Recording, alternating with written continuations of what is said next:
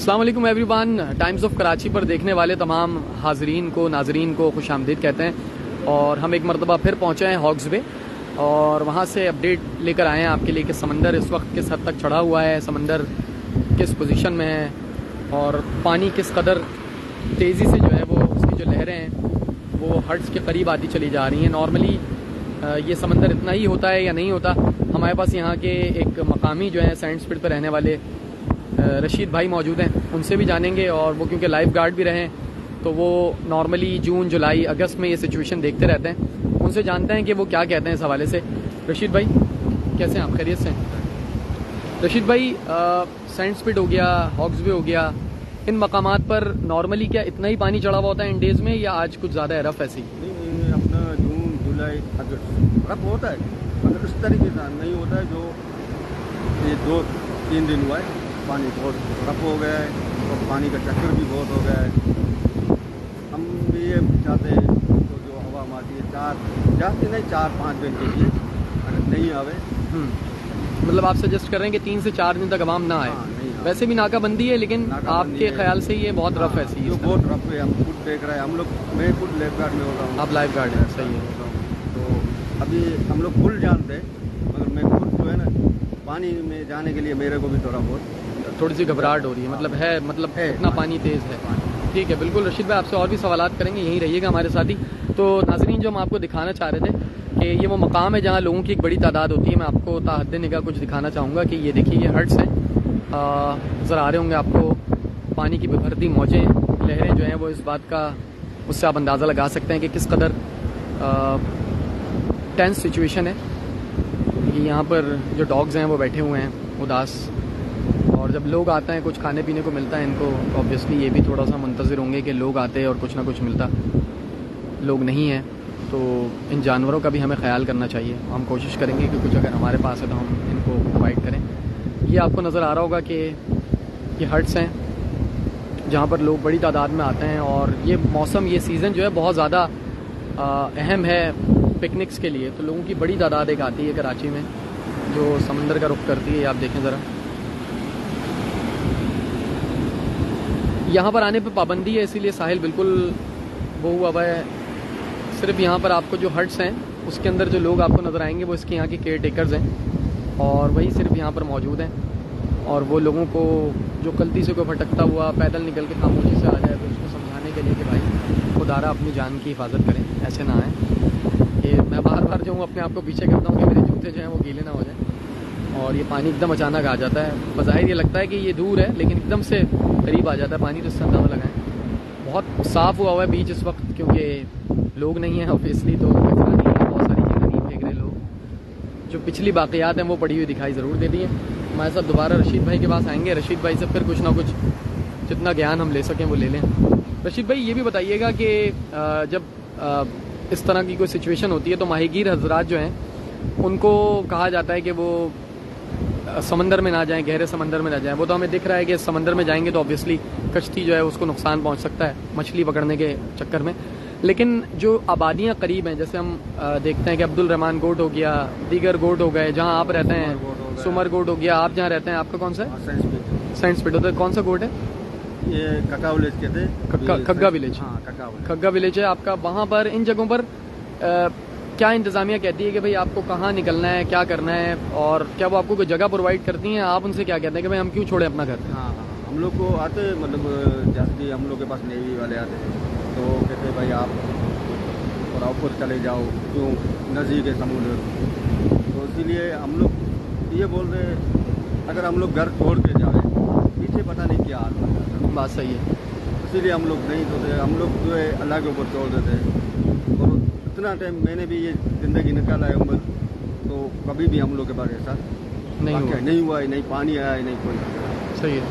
और माशाल्लाह हम लोग जितने हमारे छोटे छोटे बच्चे भी है वो सारे जानते हैं पानी के हिसाब से, फुल जानते हैं। सही।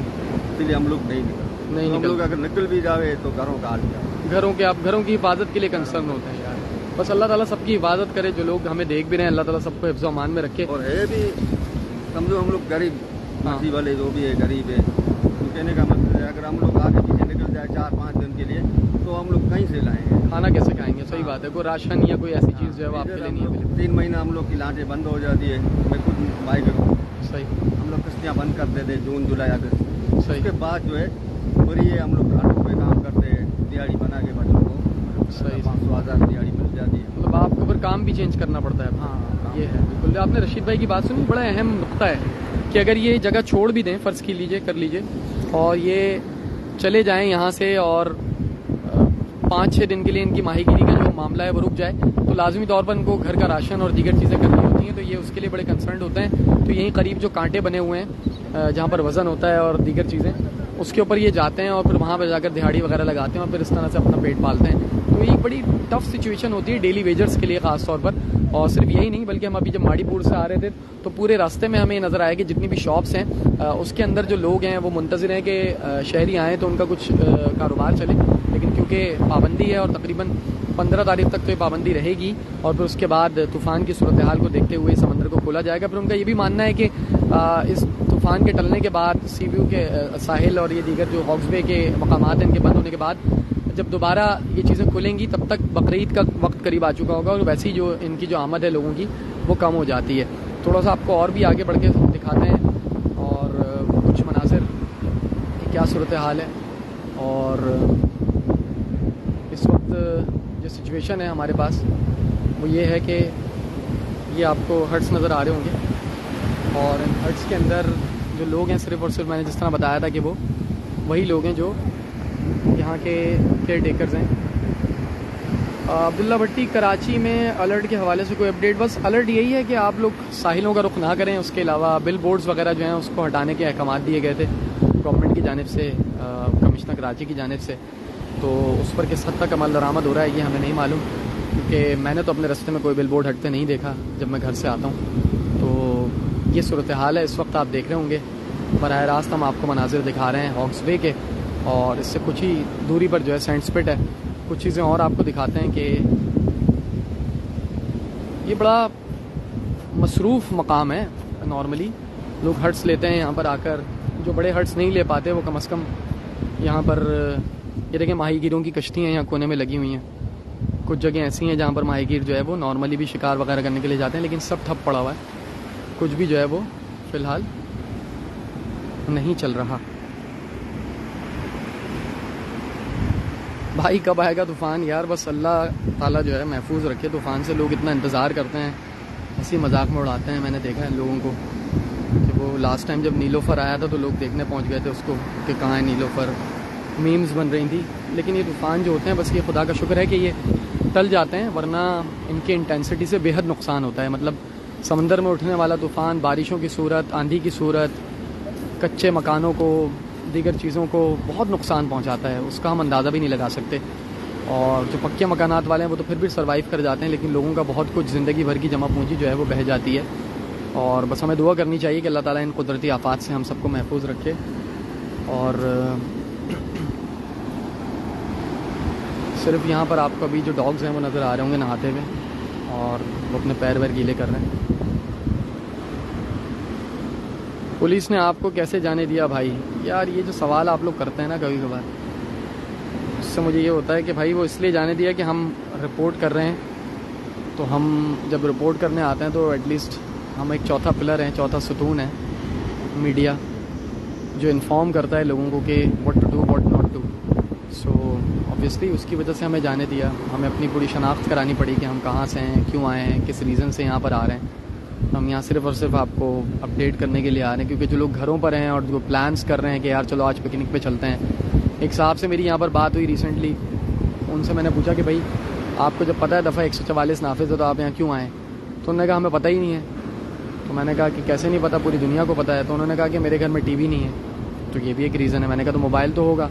तो मोबाइल की ख़बरों पर हम कैसे भरोसा करें, या हम सोशल मीडिया पर चलने वाली ख़बर का कैसे भरोसा करें? तो ये हम एक ऐसे दौर में जी रहे हैं कि जहाँ पर मिस इन्फॉर्मेशन, डिसइन्फॉर्मेशन का दौर है। तो लोगों को अब वो बकरी वाली मिसाल है, चरवाहे वाली मिसाल है कि लोग जो है वो इस कदर बदज़न हो गए हैं इन्फॉर्मेशन को लेकर भी कि उनको अंदाज़ा ही नहीं होता। तो इसका यही लाइव आने का मकसद यही होता है कि बराह रास्त हम जो बात आपसे कह रहे हैं वो वाक़ईतन फील्ड पर मौजूद है और वो चीज़ हो रही है और वो वो इस तरह से हो रही है। तो कोशिश ये किया कीजिए कि जो प्लेटफॉर्म्स ऑथेंटिक हैं और जहाँ से आपको सही इन्फॉर्मेशन मिल सकती है वही उन्हीं को आप फॉलो करें। यही वजह है कि हमने अभी आपके सामने यहाँ के माहीगीर से आपकी बात कराई, ताकि आपको इस बात की तस्दीक हो सके कि वाक़ईतन ये जो वक्त है वो इंतहाई नाजुक है और इसमें ख़तरा हो सकता है।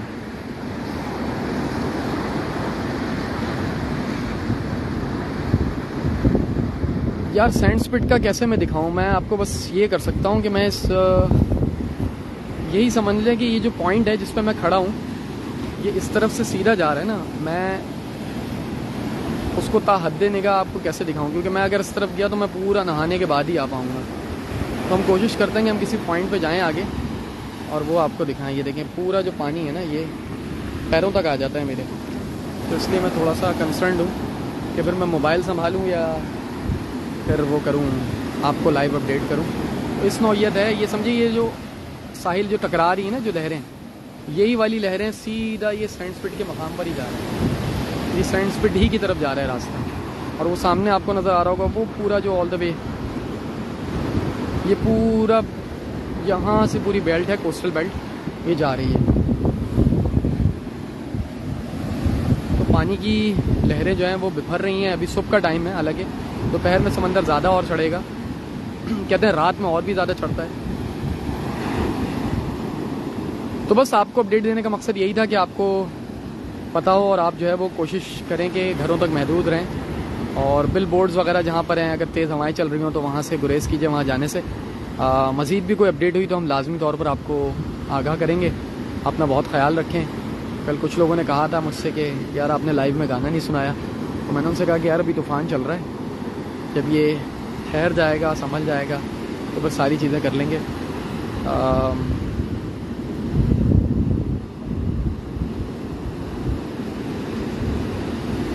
ठीक है जी, अपना बहुत ख्याल रखिए, दुआ में याद रखिए और हमारे साथ जुड़े रहिए टाइम्स ऑफ कराची से, ताकि आपको ऐसी अच्छी अच्छी अपडेट्स जो हैं वो मिलती रहें। अच्छी से मुराद मतलब बर वक्त अपडेट्स। अभी तो फ़िलहाल ये अपडेट जो है वो ये है कि तूफ़ान आ ही रहा है और किसी भी लम्हे आ सकता है। अल्लाह ने के बाद